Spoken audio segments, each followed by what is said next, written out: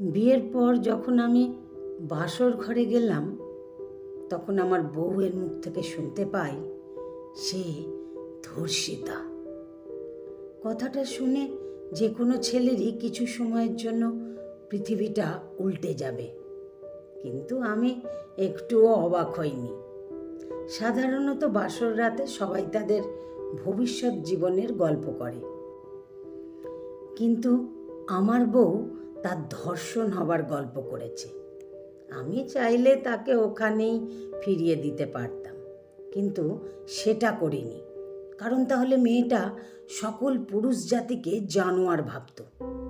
আমি বিচলিত হয় তখনই যখন জানতে পারি একটা মানুষরূপী জানোয়ার শুধুমাত্র তার পুরুষত্বের চাহিদা মেটানোর জন্য একটা মেয়ের সতীত্ব হরণ করেছে।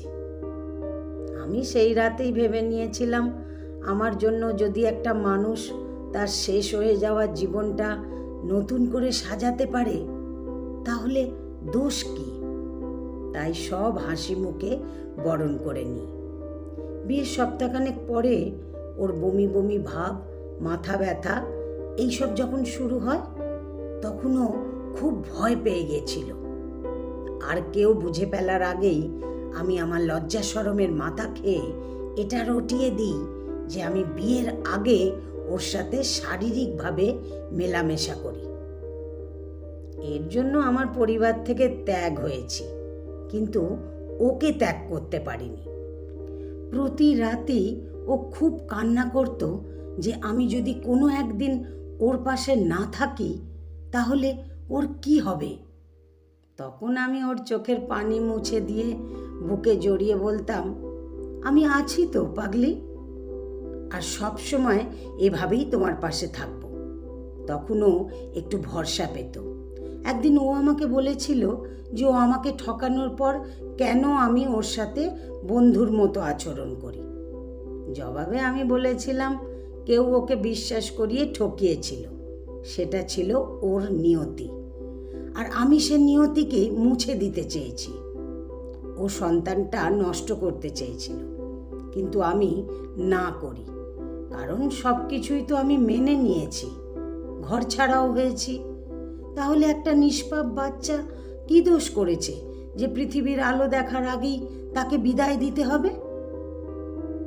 তাই আর বাচ্চাটা নষ্ট করতে দিইনি। বিয়ের 7 মাস পর ওর প্রসব ব্যথা ওঠে। ও এবং আমি দুজনেই জানতাম যে ওই বাচ্চাটা আমার না। তারপরও আমি সেই সময় দূরে সরে যাইনি, পাশে থেকেছি। একজন মাই ওই সময় তার সন্তানকে বাঁচানোর জন্য নিজের সাথে জীবন মরণ লড়াই করে, কিন্তু নিয়তি ওকে আবার ঠকালো। বাচ্চা জন্ম নিল ঠিকই, কিন্তু মৃত। একটা মৃত সন্তান জন্ম হবার যে কি বেদনা, সেটা কেবল একজন মাই জানে। এরপর দেখতে দেখতে কেটে গেল 5 বছর। আজও ও আর মা হতে পারেনি। সেই দিনই মাতৃত্বের স্বাদ হারিয়েছে। আমি ওকে জীবনে ঠাঁই দেবার পর থেকে অনেক বিপদের মুখোমুখি হয়েছি, অনেক বাধাও এসেছে, অনেক কিছু ছেড়েছি, কিন্তু ওকে ছাড়িনি। ওর বেঁচে থাকার মূল খুঁটিটাই আমি।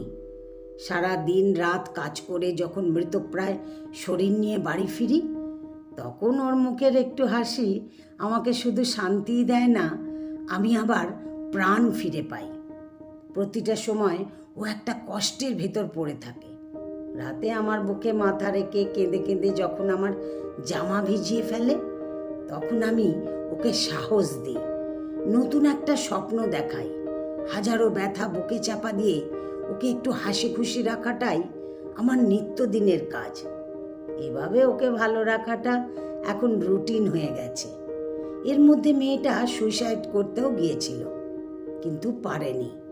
আমি ওকে কখনো স্ত্রী মনে করিনি, নিজের দুনিয়া মনে করে সব সময় আগলে রেখেছি। ওর সব আবদার পূরণ করেছি। আমি ওর সব ভুলগুলো শুধরে দিয়ে ওকে নতুন জীবন দান করেছি। যে বিধাতাকে সাক্ষী রেখে বিয়ে করার সময় যে প্রতিজ্ঞা করেছিলাম যে মৃত্যুর আগে পর্যন্ত আমি ওর সাথে থাকব, ওর কোনো ক্ষতি হতে দেব না, আর আমি আমার প্রতিজ্ঞা অটলভাবে রেখে চলেছি। আমি বাবা হতে পারিনি ঠিকই, কিন্তু ওর কাছে একজন সেরা স্বামী হতে পেরেছি। রচনাটি সংগৃহীত। আমার গল্পটি যদি ভালো লাগে তাহলে একটা লাইক দিয়ে আপনাদের মতামত কমেন্ট বক্সে জানাতে ভুলবেন না। আর এরকম নতুন নতুন গল্প শুনতে আমার চ্যানেলটিকে সাবস্ক্রাইব করে আমার পাশে থাকবেন।